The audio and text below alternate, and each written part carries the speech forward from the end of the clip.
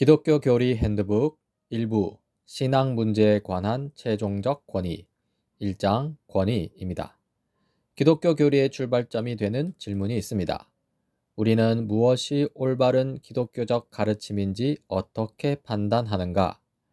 차이와 갈등을 해소하기 위해 어떤 근거를 내세울 수 있는가? 진리의 기준은 무엇인가? 이러한 질문에는 권위의 문제가 담겨 있는데요. 여기서 권위의 의미는 순종을 요구할 수 있는 권리나 힘으로써 무엇이 진리인가를 판단할 수 있는 최종 기준이 되는 것입니다. 이 권위를 불신하는 현대 사회에서 많은 사람들이 받아들이는 유일한 권위는요, 바로 자기 자신입니다. 이 자기 자신이라는 스스로 의식적으로 부여한 권위에 따라 판단하고요, 자기 자신이 보거나 느끼기에 옳은 것이 옳은 것입니다. 하지만 기독교 신앙에서 궁극적 권위는 바로 하나님입니다. 하나님은 모든 인간의 창조주이자 주인이십니다. 따라서 하나님은 우리에게 순종을 요구할 수 있는 최고의 권리와 힘이 있으시고요. 더불어 무엇이 진리인가를 판단할 수 있는 최종 기준을 주실 수 있는 분입니다. 실로 참된 그리스도인이라면요, 나는 이 문제에 대한 하나님의 관점을 알지만 거기에 꼭 순종해야 한다고는 생각하지 않아 라는 식으로 말하지 않습니다. 그리스도인이 때때로 하나님의 뜻을 거역할 수 있지만요, 뒤따르는 양심의 가책은 하나님의 권위가 여전히 작용하고요, 그리스도인이 하나님의 권위를 인식하고 있음을 보여주는 것입니다. 따라서 그리스도인에게 있어서 권위의 문제는요, 모든 사안에서 하나님의 뜻과 생각을 구하는 실질적인 문제입니다. 이런 질문으로 이 권위의 문제가 제기되는데요. 어떻게 하나님을 만나고 하나님의 생각과 뜻을 알 수 있을까? 하나님은 어떤 원천적 수단을 제공하셔서 그 수단을 통해 우리가 하나님의 진리에 도달하고 그 권위에 따를 수 있도록 해 주셨는가?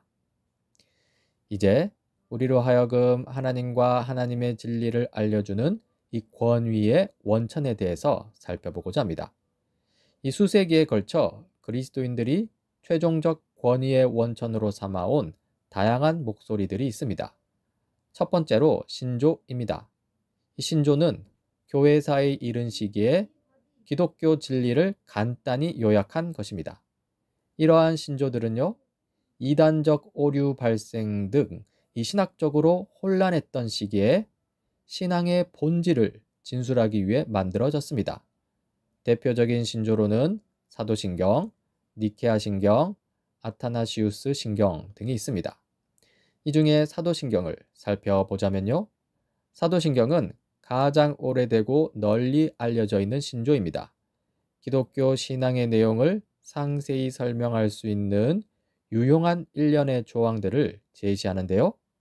하지만 사도신경이 최종적 권위의 원천으로 부족한 이유가 있습니다. 먼저 이 사도신경은 너무 일반적이라서 극단적 관점을 점검하는 데는 유용하지만 각 교리를 충분하게 설명해 주지는 않기 때문입니다. 또한 사도신경의 권위는요, 그 자체에 있기보다는 그 이전에 좀 더 시원적 내용, 곧 예수 그리스도와 사도들의 가르침에 의존하기 때문입니다. 두 번째 권위의 원천으로서 역사적 신앙 고백이 있습니다. 이 역사적 신앙 고백은 기독교 신앙에 대한 교리적 진술문입니다. 웨스트민스터 신앙 고백, 아우쿠스부르크 신앙 고백, 성공회의 39개조 신조 등이 있습니다. 이 역사적 신앙 고백이 최종적 권위의 원천으로 부족한 이유는요, 이 신앙 고백은 보편 교회 중 한 교파의 관점을 반영하는 이 교단 선언서의 성격을 띠기 때문입니다. 따라서 다른 교파가 지지할 수 없는 내용도 포함되어 있죠. 또한 이 신앙 고백은 2차적 문서입니다.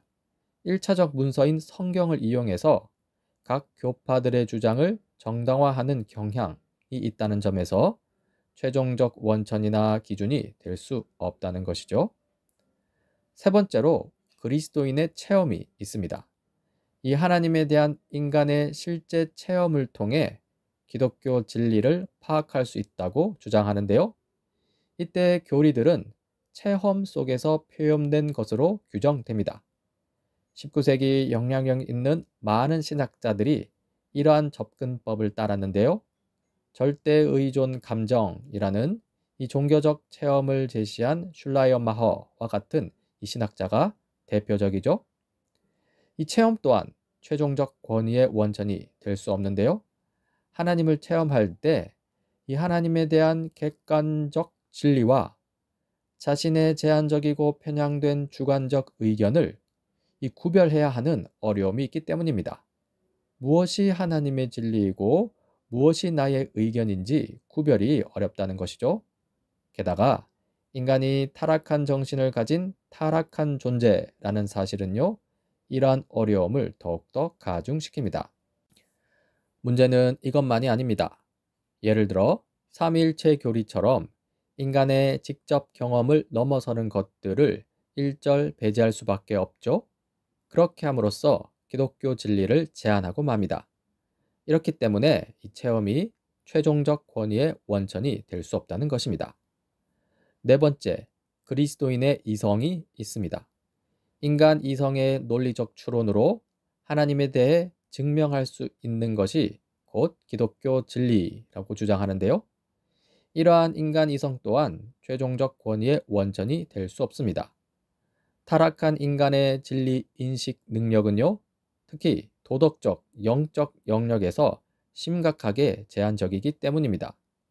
또한 피조물의 지성은 결코 창조주를 헤아릴 수 없기 때문이기도 하죠. 한편 인간 이성만으로는요, 진정한 성경적 종교의 생명력을 포착할 수 없습니다. 이성으로는 부족하다는 것입니다. 이 다섯 번째로 내적 음성이 있습니다. 이 하나님이 성령의 직접적 역사 가운데 우리의 깊은 의식 속에서 직접 말씀하시고요. 이러한 내적 음성이 권위의 궁극적 원천이 될 수 있다고 주장하는데요. 여기서 이 성령에 대한 바른 이해가 필요합니다. 성령은 본질적으로 성경 안에서 그리고 성경을 통해 일하십니다. 성경과 상관없이 인간의 내면에 직접적으로 작용하는 경우는 오늘날 거의 없다는 것이죠. 따라서 성령의 역사에 대한 그 어떤 구체적 주장도요, 이 성경을 언급하지 않거나 혹은 소속 교회나 단체의 경험을 통해 확인되지 않을 경우 우리는 그에 대해서 본능적으로 회의적인 태도를 취해야 합니다. 믿을 만한 것이 못 된다는 의미입니다. 실로 이 내적 음성은요, 단순히 부족하다 정도가 아니라 위험성마저 담고 있습니다. 이 내적 음성을 들었다는 사람이 아무리 진실하다 해도 이 자기 기만이라는 이 엄청난 위험을 피해갈 수 없기 때문입니다. 이 자기 기만이라고 했는데요. 자기 자신의 뜻이 마치 하나님의 뜻인 것으로 스스로를 속이게 된다는 것입니다.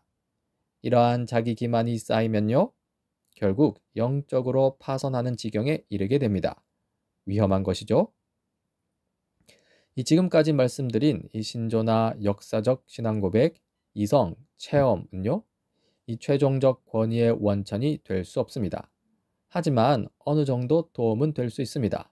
이 신조, 역사적 신앙 고백은요, 이 보편적이며 오랜 역사를 지닌 예수 그리스도의 교회 내에 있는 우리의 위치를 알려주기 때문에 이와 같은 증언들을 신중하게 다루는 것은 사실 매우 현명한 태도입니다. 이 신조와 역사적 신앙 고백들을 우리는 진지하게 여겨야 합니다. 그리고 그리스도인의 체험은요, 이 교리가 단순히 지적인 것이 아님을 우리에게 상기시켜 줍니다. 그리고 그리스도인의 이성은요, 이 교리가 인간의 의사소통 방식에 맞추어 진술되어야 함을 알려주지요.